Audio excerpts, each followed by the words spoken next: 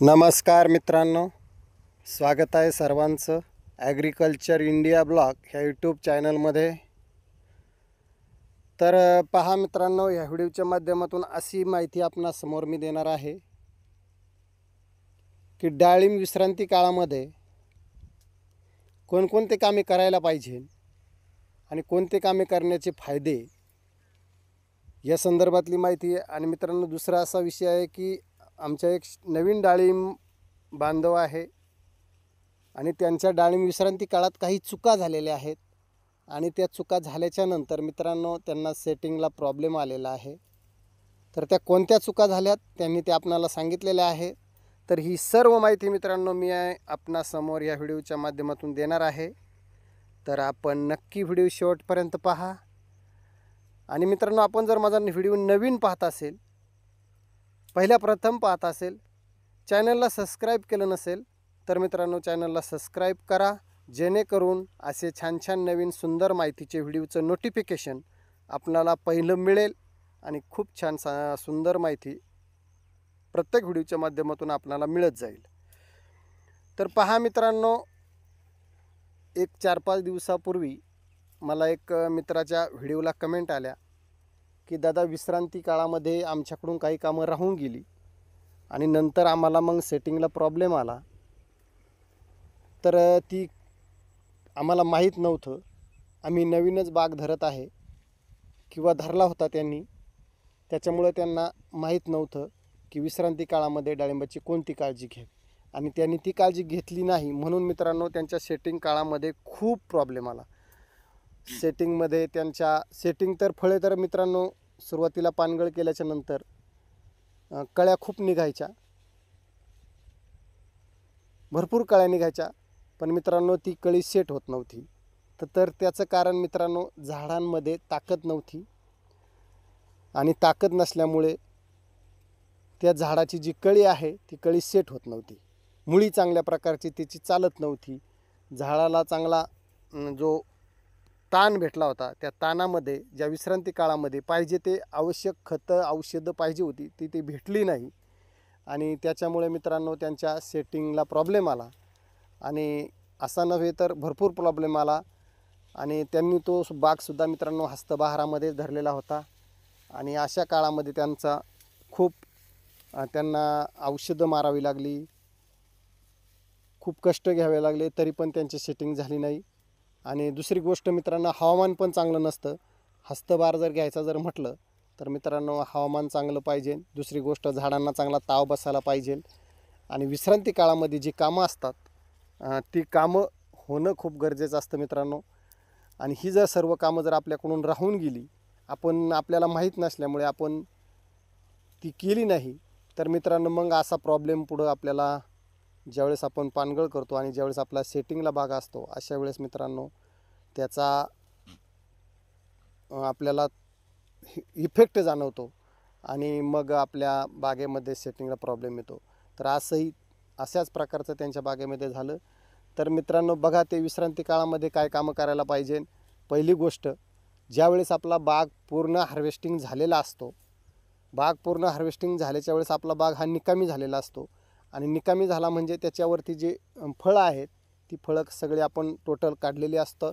आणि काढलेले असल्यानंतर तो बागाला सगळी जी ताकद आपण जी झाडांना दिली होती ती ताकद सगळी जी पानगळ होती जी आपण खतं औषधं घातलेली होती ती मित्रांनो सगळी त्या फळांनीच खाल्लेली आणि मग त्या झाडांना अशक्तपणा आलेला होता. आणि अशा अवस्थेत मित्रांनो त्या बागाची काळजी घेणं, त्याला विश्रांती काळामध्ये त्याचं कसं नियोजन करावं, कसं संगोपन करावं मित्रांनो, या संदर्भातली माहिती आपण पाहूया. तर मित्रांनो, या विश्रांती काळामध्ये पहिली गोष्ट, ज्यावेळेस आपला बाग हार्वेस्टिंग होतो, पूर्ण टोटल निघून जातो, त्यावेळेस मित्रांनो पहिली गोष्ट म्हणजे जर बागामध्ये आपल्या जर गवत असेल तर मित्रांनो त्याची साफसफाई करून घेणं खूप गरजेचं आहे. साफसफाई मग त्याच्यामध्ये तुम्ही कटरने ते गवत काटून घेऊ शकता किंवा त्याच्यामध्ये हार्वेस्टिंग झाल्याच्यानंतर तुम्ही तणनाशक पण वापरू शकता. या दोन्ही गोष्टीचा तुम्ही अवलंब करू शकता. दुसरी गोष्ट मित्रांनो, त्याच्यामध्ये तुम्ही जे वॉटर शूट आहेत, ज्या मर रोगाच्या फांद्या वगैरे आहेत, वाळलेल्या ज्या फांद्या वगैरे आहे मित्रांनो, त्याची हलकीशी छाटणी करणं हे सुद्धा खूप गरजेचं असतं. कारण वॉटर शूट हे जर आपण नाही काढले तर जी आपली काडी आहे ती काडी तयार होणार नाही. कारण वॉटर शूटवरतीच आपण जे खत औषधं जे देत असतो ते वॉटर शूटलाच जातं. वॉटर शूटच त्याचं ते खाऊन घेतं आणि जो आपले जे झाडावरती जी पानं आहेत किंवा जी फळाची मालाची जी काडी आहे याला ती ताकद भेटत नाही मित्रांनो. आणि मग ती ताकद न भेटल्यामुळे चांगली जी मालाची काडी आहे ती काडी न चांगली बनल्यामुळे हे पुढील काळात मित्रांनो आपल्याला याचा प्रॉब्लेम येतो आणि मग आपली सेटिंग होत नाही. तर त्यासाठी मित्रांनो पहिलं वॉटर शूट काढून टाकणे, मरा किंवा वाळलेल्या फांद्या असतील तर याची छाटणी करून टाकणे. त्याच्यानंतर मित्रांनो आपल्या बागेला पाणी एक खूप महत्त्वाचं आहे.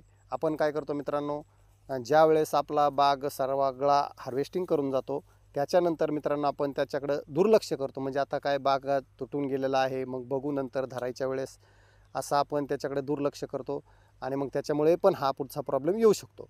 तर मित्रांनो पहिली गोष्ट म्हणजे त्याच्यामध्ये ज्यावेळेस तुमचा बाग हार्वेस्टिंग होऊन जाईल त्याच्यानंतर तुम्हाला जे पाणी आपण देतो मित्रांनो ते पाणी पूर्णतः बंद करायचं नाही. आपल्याला झाडं ताण द्यायचा आहे त्यांना, पण पूर्ण एकदम ताण द्यायचा नाही. तर काय करायचं मित्रांनो, पहिलं जर आपण 2 तास 3 तास पाणी देत असेल तर एक अर्धा तासाने पाणी त्याचं कमी करत चालायचं आहे. म्हणजे त्या झाडाला त्या सवय झाली पाहिजे बुवा आपल्याला आता पाणी कमी मिळत आहे.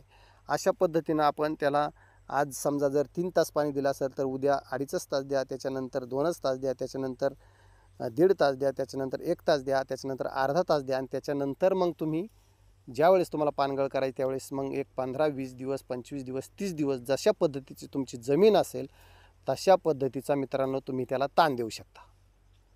तर मित्रांनो ही झाली स्टेप बाय स्टेपची कामं. तर त्याच्यानंतर मित्रांनो समजा आता तुम्ही पानगळ तुमचं हार्वेस्टिंग करून झालेलं आहे, त्याच्यानंतर तुमच्या बागाला ताकद यायलासाठी त्याला खत व्यवस्थापन करणं खूप गरजेचं आहे. त्याच्यामध्ये बेसल डोस देणं खूप गरजेचं आहे, शेणखत देणं खूप गरजेचं आहे, कोंबड खत देणं खूप गरजेचं आहे. अनेक प्रकारची त्याच्यामध्ये खते आहेत. हे खतेसुद्धा विश्रांती काळामध्येच घातली पाहिजे. आणि हीच जर चूक आपल्याकडून जर झाली मित्रांनो, ह्या सर्व चुका जर आपल्याकडून जर झाल्या तर पुढील कालावधीमध्ये सेटिंगच्या पिरियडमध्ये आपल्या बागेला 100% मित्रांनो प्रॉब्लेम येऊ शकतो. त्यासाठी जी विश्रांतीच्या काळामध्ये जी कामे आहेत ती कामं करणं खूप गरजेचं आहे.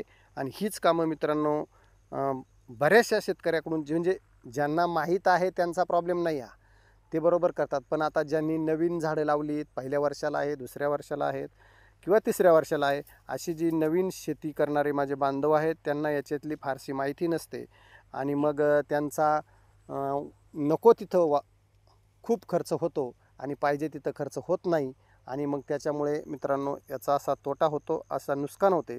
त्याच्यामुळे ह्या सर्व गोष्टी जर टाळायच्या असतील तर मित्रांनो विश्रांती काळामध्ये बागेची काळजी घेणं खूप गरजेचं आहे. त्याच्यामध्ये बऱ्याचशा चुका आहेत, त्या चुका होऊ देऊ नका. अशा पद्धतीचे मित्रांनो ह्या व्हिडिओच्या माध्यमातून मी आपणास माहिती दिलेली आहे.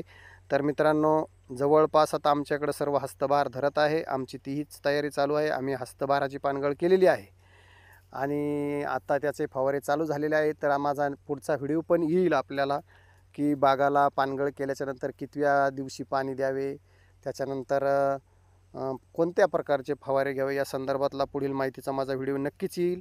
तर मित्रांनो आपणास हा माझा व्हिडिओ कसा वाटला नक्की जरूर एक कमेंट करून सांगा. आणि विश्रांती काळामध्ये ह्या अशा चुका करू नका. ह्या चुका जर तुमच्याकडून जर झाल्या तर भविष्यात तुमच्या बाग ज्यावेळेस तुम्ही पानगळ करून धरणार आहे त्याच्यानंतर तुमची सेटिंग होणार आहे किंवा नाही होणार याचा सगळं तुमचं अवलंबून मागील कालावधीवरती असणार आहे. त्याच्यामुळे ह्या अशा प्रकारच्या चुका आपल्या बागेमध्ये होऊ नये एवढंच माहिती मित्रांनो मी या व्हिडिओच्या माध्यमातून देत आहे. तर ज्या बांधवांकडून अशा चुका झालेल्या आहेत त्यांनी नक्कीच आपला बागामध्ये अशा पद्धतीने नियोजन करा. पुन्हा एकदा 1-2 शब्दात मी थोडं सांगतो. प्रथम हार्वेस्टिंग झाल्याच्या नंतर मित्रांनो त्याला पाणी थोडं कमी करत चला, त्याच्यानंतर खत व्यवस्थापन करा, त्याच्यानंतर छाटणी थोडीफार करा, वॉटर शूट वगैरे काढून टाका म्हणजे मालकाडी वगैरे तयार होईल. तर अशा पद्धतीने आपण त्याला भेसळ डोस कोणता द्यावा या संदर्भातला व्हिडिओ बनवलेला आहे, तो सुद्धा आपण नक्की बघू शकता. तर अशा पद्धतीने आपण आपल्या बागेची मित्रांनो काळजी घ्या. तर असो मित्रांनो माझा हा व्हिडिओ आपणास कसा वाटला नक्की एक कमेंट करून सांगायचं आहे. आणि मित्रांनो, आपण कुठून व्हिडिओ पाहता ते पण सांगा. आणि माझ्या चॅनलवरती नवीन असेल तर चॅनलला मित्रांनो सबस्क्राईब करा, एवढंच मी आपणास विनंती करतो आणि माझा हा व्हिडिओ इथं समाप्त करतो. जय हिंद, जय महाराष्ट्र.